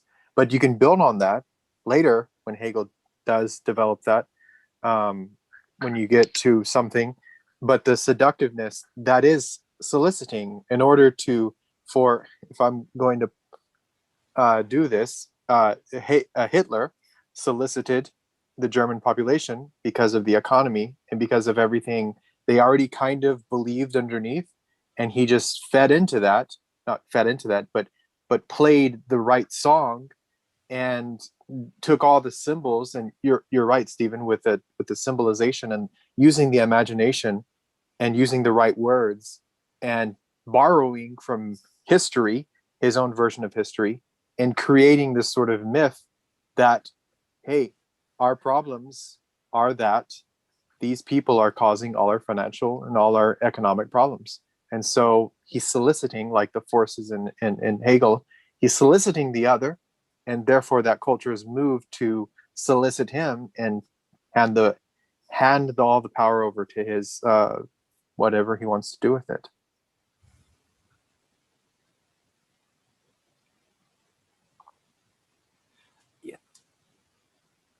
Yeah. I mean, the question of Hitler isn't particularly important to me, but I mean, it brings up the notion. So, sorry, I think I'll come back to that. It brings up the notion, well, I mean, isn't it the case that the German people were deeply humiliated, and Hitler offered them their pride back, their self-esteem back? Using that as a springboard, somewhat, this idea. I mean, I'm trying to think how Hegel uses this idea of self-esteem or value. I mean, we've spoken about desire a little bit, but does he seems to, omit, I mean, I don't know because I don't read him, but I'm just thinking out loud. I mean, he seems to omit this notion of value. It seems to be there is ideas are presented and they seem to have a life in themselves, a insistence that they must progress under their own force. Yeah, Hegel's always on the lookout for the absolute. So he believes that a lot of things develop out of necessity, and even freedom is developed only out of necessity. So contradiction. So this combination of necessity and contradiction, is driving the dialectic in a lot of the instances. This is good because the idea that Hegel is good and Hegel is right, and we need to look at both aspects of Hegel. The fact that he had really strong logical tendencies towards necessity and towards contradiction, and emphasizing contradiction 100% of the time. Not that it doesn't happen 100% of the time. I'm just saying that in logic, we normally don't think like in Aristotelian logic, we don't think about the contradiction happening 100% of the time. We think in order to be logically correct, we slow things down a bit, and we say we say this is a lot. So A is similar to B, B is similar to C, and all that stuff we know from mathematics, and why Hegel is criticized, by the positivist philosophers or analytic philosophers, if you like, for deviating from pure mathematical certainty in his logical constructions, in his ontological construction, So, but there's always time to talk about that. All I'm saying is that the kind of certainty we have is always based on this. I can create this out of bringing up by trying to achieve an absolute. If I can achieve an absolute, then I have a reason for trying to make something certain. And that gives me the freedom to pursue that. So the fact that I can visualize an absolute or an infinity, so to speak, gives me a object of desire. David's up next. Just wanted to looking ahead when we're looking at the individual being aware of himself in a group, that there's a section called society as a community of animals.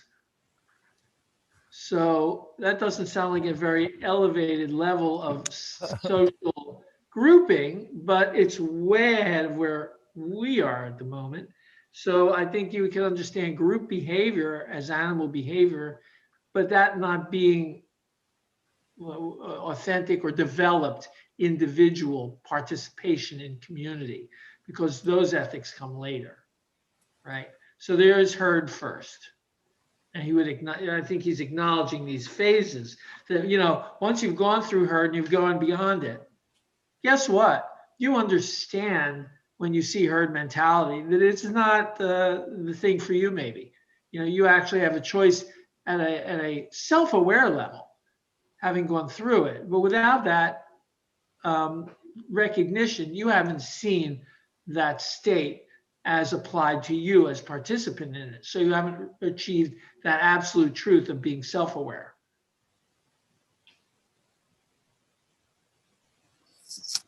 Well, I was in a hate group for about 9 years. It was actually a church, an old-timey Christian church. Sorry, Fred was up next. Okay, go ahead. I'm sorry. I didn't see the hand. Go ahead. No, that's fine. It's just, hello? Somebody else there? That's you, Fred. Okay, You're up. just getting back, I guess, back to James' point, which I think was a good point about his discussion. I believe it was you, James, talking about the conflict and how it's essential to Hegel, and that's really kind of a sticking point for me with Hegel is this complete obsession with conflict, negation, difference, and so forth. And that I understand that the master-slave dialectic is this kind of simple little tale in a made-up world that's supposed to impart some understanding about how we achieve self-certainty. Nevertheless, there's just this huge gulf, it seems, between that and the way people really are. I mean, isn't the natural response and the genesis cooperation as much as conflict? Because the genesis of our interpersonal relations are with family, and it is not all that contentious. And it just seems like if you, even in a state of nature, you come across another individual, your first response isn't to go to war with them. It's to say, be protective of your own interest and your family's interest, but also to very warily look for mutual benefit. Can we trade?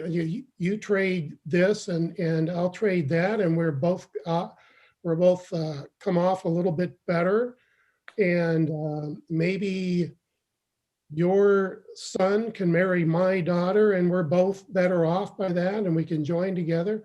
I mean, it's. I understand it's intentionally simplistic, but there's such a huge gulf between the master-slave dialectic and the way people operate, certainly in society, but really even in a state of nature. And I don't have any answer for that. It's just an observation. I wonder if other people can make sense of that.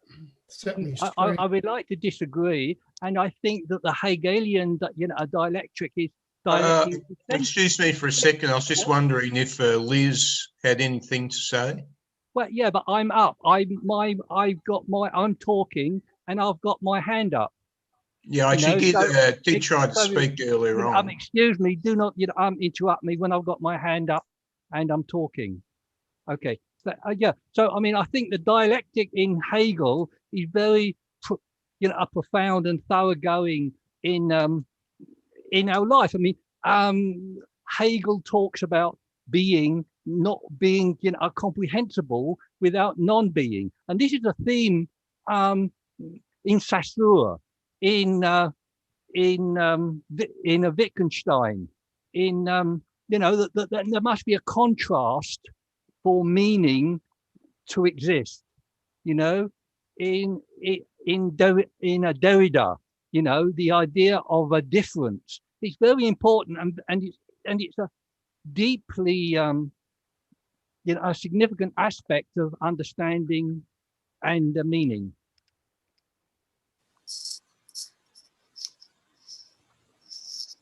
Okay, Liz. unmute yourself. All right, thanks. I just wanted to respond to the herd mentality. Yeah, I was in psychiatric wards back in the 1980s, which was a long time ago when I was a teenager. And back then, if you had mental health problems, they made you live in psychiatric wards. So I lost out on my youth. I got out and I didn't have friends in my early 20s. I was just kind of lost out there like a ship. And some people from my mom's AA group started going to a strict old-timey hate group, which was a Pentecostal church who had really strict rules and stuff. And I ended up visiting their church, and a bunch of people came over to me and started putting their hands on me and hugging me and crying and loving me. All of a sudden, I went from having no friends to 1,000 friends, and it was a very good seduction. And I'm just wondering if this is what is meant by herd mentality. Anyone? Yeah. I don't know. I think that's a really big issue. Is like what happens, when is really. I think there's not necessarily, in my opinion, there's not necessarily such a thing as a herd mentality, except that we do hear about such a thing as a mob. So we have the idea that, and we can get nice mobbed, Liz, just like we can get panic mobbed and shame mobbed. And I think I've heard of like shame mobbing at universities sometimes, where a student gets shame mobbed. This was probably back in the 70s. This happened. The radical group, students in a radical group would shame mob one of the members. And then so it's just like leftist politics. And of course, you see that nowadays. It's called cancel culture on Twitter and so forth. So yeah, there is evidence of a herd mentality, and I don't know if it's anywhere in the phenomenology. David S. Right. Yeah, Liz, that's a poignant story. And I think that there, it's a real, maybe appropriate consideration about your state of mind when did you feel individually able to be free and part of this group at the same time? Or are we looking at how they behave and why they, could you dissent? Did you have, your individuality? And I think there are points where we don't feel our individuality, and that's a different mood or frame of consciousness or whatever you want to call it. And I think that when we're doing that, the structure of our decisions are in that frame, and that this is something to consider. What is missing in that frame? And why do you want that? Maybe you want that frame in order for your platoon to succeed. You don't want to take other people's feelings into account when there is an emergent situation. You have clear needs. So, there are reasons for communities to behave differently. I think it's a matter of what is the self-conscious form of the individual. If you're asking that, then the question is, what was it like to be an individual in that circumstance for you? And that would pertain. That's interesting. I just wanted to add for me, I've always considered cults as important component of politics. I see cults as kind of working on the same level as politics. So when you talk about it, Liz, what I see is the church moving in the place of the nation. So in other words, everything that you're supposed to think about in terms of your allegiance to society is now being transferred over by the attention of the individuals and the love or the pretense of love and so forth into being a fact of your caring. So in other words, you have to care for the church in the same way that you would care for parents or any individual, or you would care for them like you care for any superstructure, such as the nation. Like a young man who is being pushed by the nation to enlist in the service during a time of war, for example. They can't refuse. They feel like they can't refuse, or the or the or or even like a Catholic. I mean, somebody that owes their life to the Holy Mother Church. Or in other words, they owe eternity. They owe their eternal life to the church. And that's always implicit in religion, which is why I personally consider religions very dangerous and harmful to individuals. And your story is a story about how potentially dangerous they can be to any individual as a cult. And in other words, going out, deviating from the rules of society in order to create absolute dependency in the converts, in the sense of absolute dependency. And maybe that's a little bit what we mean by lordship in bondage, except that Liz's story transfers it out to a more macro scale in a cult, which are very common. Cults are actually very common. They go beyond just a couple stories. They're just they happen a lot.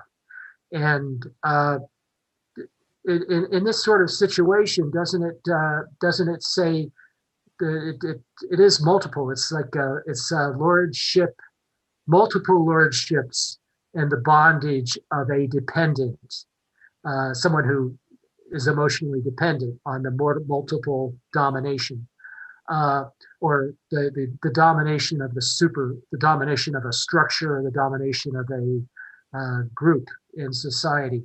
I forget what word you used, David. That was a better word for it. Community. So when the community dominates each individual that belongs to it, and that's of course true in the case of something like Hitler, or something like any coup. Hitler started as a coup. He tried to stage a coup, and that didn't work. And then he gained the majority in parliament and in the Reichstag, and that was the beginning of the domination of Nazism over the society, or at least the cementing of the domination of Hitler's regime. That was the cementing of it. It already had the kind of a street. It was already active as a street dominance, street entity, and a strong political influence on the society prior to 1932. There were already a lot of anti-Jewish laws being passed all over the country prior to taking power.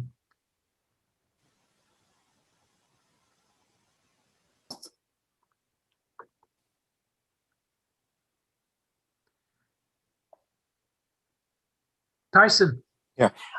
Yeah, I think that's a very salient point when you say when like, for instance, David, when you said that community represents the nation when you're in it, but then when that community then becomes more part of what decides society in general, like Nazism, like anything that's taken over the general geist of the nation itself, that's when it begins to shape, like you said, the politics and everything like that. Yeah, I think that's it. But I also wanted to quickly comment on the idea of conflict, because that came up again. Conflict in Hegel isn't like the conflict we think of when we think of like, until we get to the material physical aspect of it and lordship and bondage. It's and my German isn't good at all, but Gegensatz, and Gegensatz is simply a contrast. You're presenting a contrast to something, and that since there is a contrast to something, there has to be, like I think Derek, you said that of the non-being, and so whenever this contrast is presented, it has to be resolved, or it's negated and then brought into the whatever the more, I don't want to say powerful, but the one that it's brought into.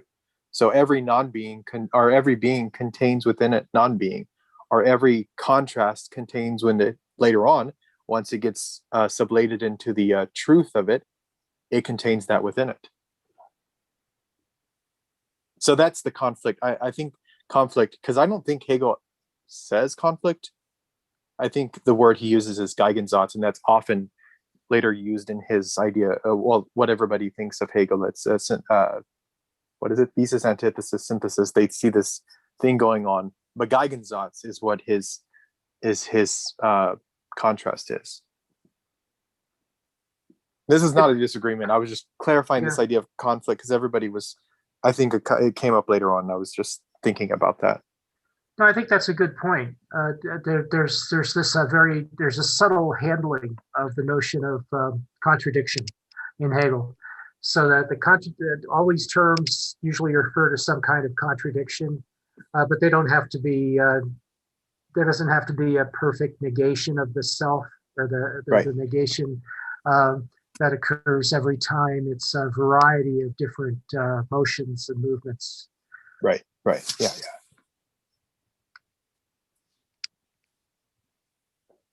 Yeah, I'm up, so I'll shoot in here. So in this particular example, the little part I read, the big conflict wasn't their arm-to-arm struggle. It was the fact that the Lord had a notion that wasn't really accurately, it was inadequate for the position he was in. He didn't really understand. So it's like the actual knowledge of the situation developed out of one point of view, which looked like a dominant from certain aspects. But each of them had a certain, one was dominant, the bondsman was dominant because he was actually working on the world, but the master was dominant because he was enjoying the desire. His desires were fulfilled. But when it came to the notion, until the notion matches up, that's Hegel's like constant thing. Well, this is inadequate. This is not, the notion is not itself recognized in what seems to be the dominant force here. There's something inadequacy in the reasoning. So, it seems like logic, his kind of logic has many forms of disagreement between things that don't all get resolved until you can hold opposites together in your mind and realize a mind is something that holds opposites together. And then you can have a unity with this distracting ability to also be broken apart. And that's infinite. I apologize. I have like the French existentialist and Marx reading behind me if I keep jumping to the material, because that's eventually coming. But I agree. It's not at this point yet. We did infinity last time. Maybe we didn't. I don't remember. No, I think it's later. It's in, where was I reading from? Culture, in the culture chapter. Anyway, that's good. This is a good discussion so far. George, we'd like to hear from you. I just joined in, so I hope I'm not out of bounds in what I'm about to say. I mean, so I'm just listening to the conversation a bit, and this is just my contribution again in terms of what I've been listening to, and maybe I'm getting completely off, so I apologize. But I think that Hegel's broad philosophical point here is that concepts are gray, they're fuzzy, right? And that the human mind has to work with this gray. The idea that a concept stands alone, right, in isolation, right, it just doesn't exist, or that there's a moral principle that it just stands alone and is just a universal in the Kantian sense, simply does not exist. So things, in a sense, in a metaphorical sense, are in conflict, right? But again, I think that's metaphor. I think philosophically, which is that we're constantly working through grays. We're constantly trying to assert meaning in a world that is overlapping, interactive, dialectical, right? So there are no black and whites. Everything is gray. And again, we use concepts like morality, like ethics, or ideas about computer, for example, to try to help us work through these grays, right? To help us work through the reasons in the world, as a phrase I like to use, drawing from another Hegelian philosopher. So, I would not take the idea of conflict. Again, I take it much more as metaphor. And again, he's reacting in a very strong sense against the Kantian idea of universal morality or universal ethics, right? So I hope I'm on point. I'm sorry if I'm not.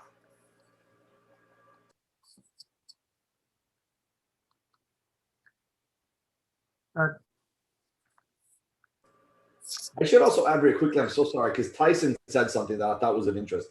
The notion of thesis, antithesis, synthesis. It's important to note that Hegelian philosophers know that that's not Hegel. That is actually Marx notes taken from Marx ascribed to Hegel. And it's not, again, just the idea that things are gray, but the idea that there's some kind of uniformity. Oh, thesis, antithesis, synthesis, right? Again, Hegel, you can't really put him in that kind of box because, again, things are gray. No, I just to comment on that's not what I believe at all. I just mentioned that because I said Geigensatz, and I mean, no one speaks. Maybe someone speaks certain, and that translates to antithesis. But no, yeah, the Marx and also the ridiculous British Hegelians that came along, and that's what Bertrand Russell was revolting against. He says, no, Hegel is word salad, basically. And so, yeah, that's the whole triangle thing is not something I was approaching at all. I just did a search. It looks like the word conflict in English in this my online translation only appears once, and it's in the perception. It's in perception, and it's the different things. The contradiction of objective essence is distributed in this to different things. The difference will therefore come to be separated. Individual will come to the separated individual thing itself. These different things are therefore posited for themselves, and the conflict falls in them so mutually that each is not different from itself, but only from the other. So he's just saying that the conflict in the contradiction of the objective essence in perception between the perceived object and the perceptron, the perceptron. That's not perceptron. It's a precipitate. Precipitate is maybe a better word for it in English.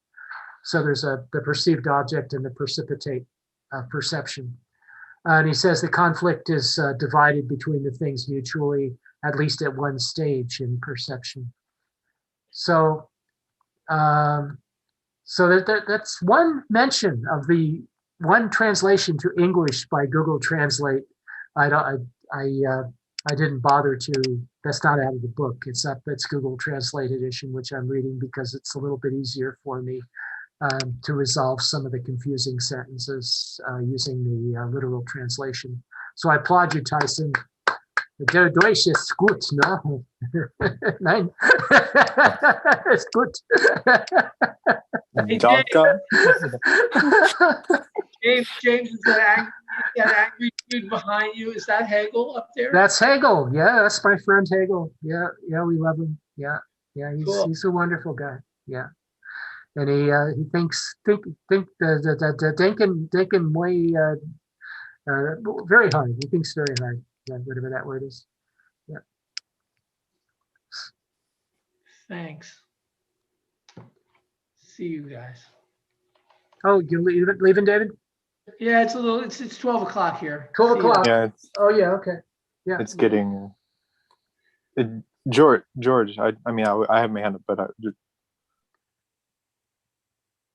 Oh, you're muted, George. Your last comment was very good.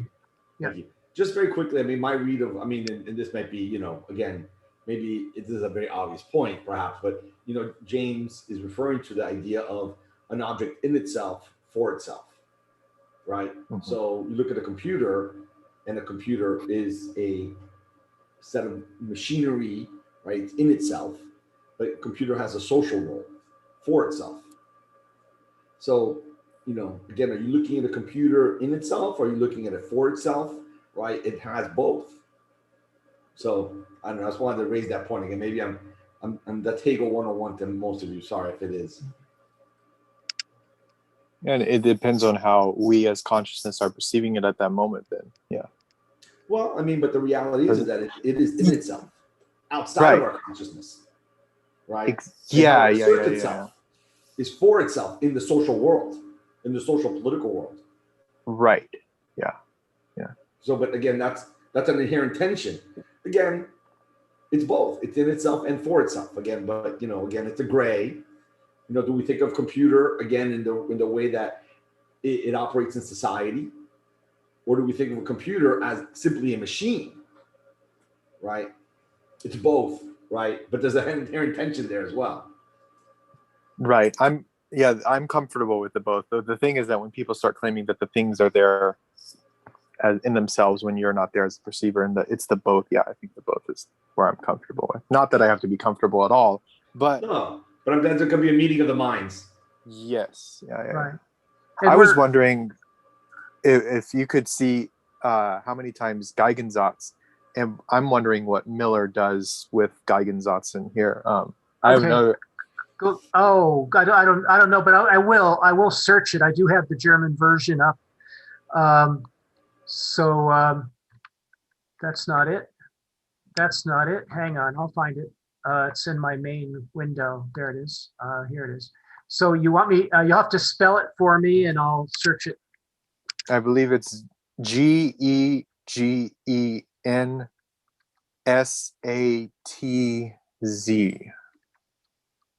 Geigensatz occurs 187 times. Which section you want the Weisheit seiner selbst? That's enough. I'm just like that 100 or whatever is more than enough. I'm just wondering what Miller does with that. It's all over the book. Yeah, it's all over the book. No, that's not Miller. I'm sorry. Let me look for one example and I'll check Miller. Okay, I'm in the section for the certainty of self. So I see it's in the second paragraph. So I have to go over to Miller and look in the second paragraph of Miller. And being for self, is that what it translates to?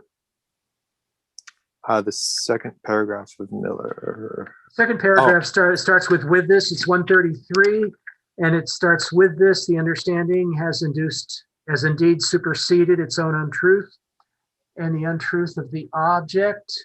And then, so we have to go to the second paragraph in the end, near the end, where he says, it's not notion. That's Begriff, I think. So it's not an unconditioned universal, is it? No. Oh dear. It may be relation. Maybe he's doing something relation, being for itself and of being in relation to another. Okay, let me just. That's a contrast. Oh, there's a Gegenstand too. Gegenstand. What does that mean? Probably the noun, or the no. Would that be the verb? No, it's a noun. Der Gegenstand. That's Okay, then that would be the noun. Gegensatz may be the other. No, it's different. They're different words. There's also Gegensatze. So okay, so here's a sentence. Dieser Gegensatz seiner Erscheinung. Okay, bad German. Seiner Erscheinung und seiner Wahrheit hat über nur die Wahrheit. And that's near the end, that's towards the end of the paragraph, but it's a long paragraph. So I'm confused. I need to go to section 4. I'm in section 3. Sorry about that. Here we are. Okay, long paragraph, section 4, near the end. It's got to be self-consciousness. I think also Miller does weird things with the divisions, so we may not even be in the Well, it is territory. in Miller. It's Division 4, and it's Division 4 in the German edition. So okay, so the last paragraph has it. The last sentence in the paragraph number 167. So the last sentence: in this sphere, self-consciousness exhibits itself as the movement in which the antithesis is removed, and the identity of itself with itself becomes explicit for us. It's antithesis. There it is. Yeah, Yeah. Geigen, whatever the form of that. Geigensatz's, he's using Geigensatz's antithesis. Okay, antithesis, yeah. very good. It sounds like he's sticking to the antithesis then. Okay, and there's a couple of other. There's also Geigensatze. You know the difference? That would be multiple antithesis. Let me see, antitheses. So that's the previous sentence, as a matter of fact. And the word Wesen occurs in that sentence. And the phrase is im Gegensatze des ersten vorhanden ist. So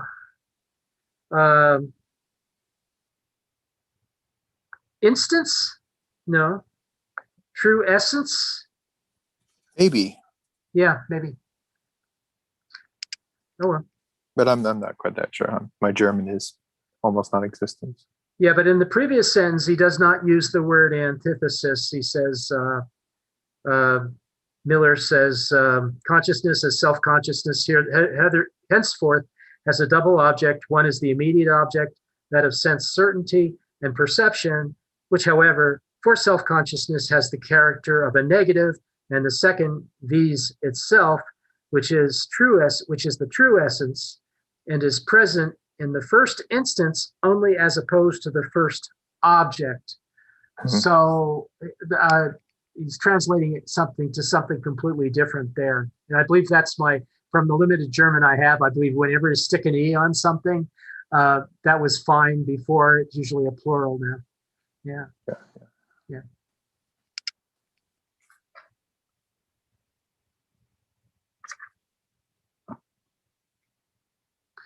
So that's, you're probably right about that. It's probably antithesis there.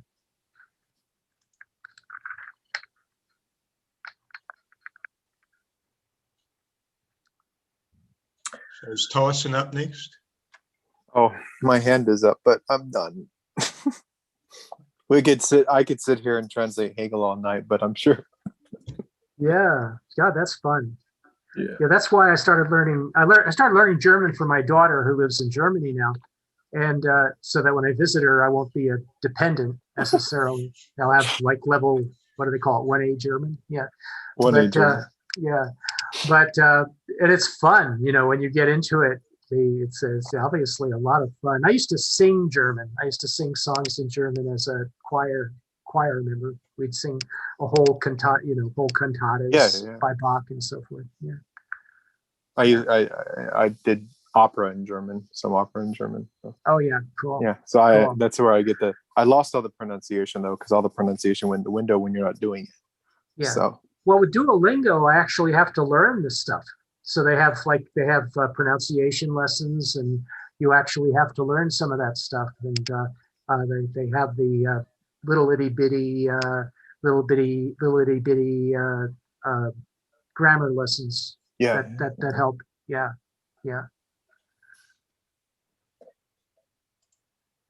So okay, so go ahead. For next, sorry if we were about to announce this, but for next time, are we just finishing freedom of self-consciousness on through the Stoicism and next Monday is already up. You can see the full list of the reading. Cool. All right. Okay, thank you, David. You're so steadfast. Appreciate it.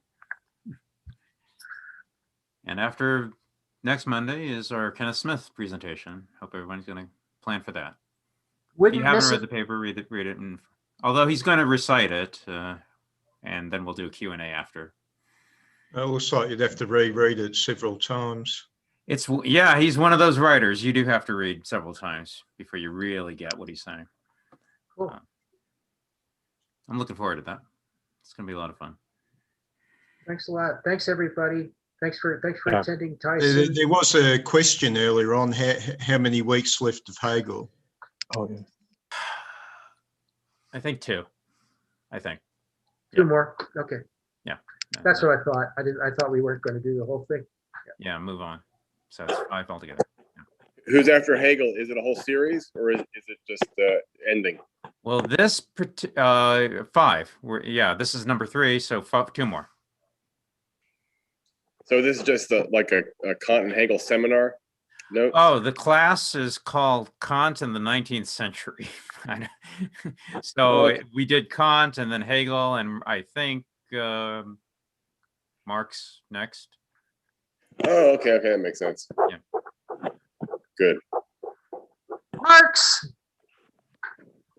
Right on, brother. Yeah, all right. Yeah. Well, we'll see when we get there. All right, sounds good. We'll get there. Okay, Right on, well, see you guys next week. Right on, Stephen. Yeah, thank you. Hi, everybody. Thank you, guys.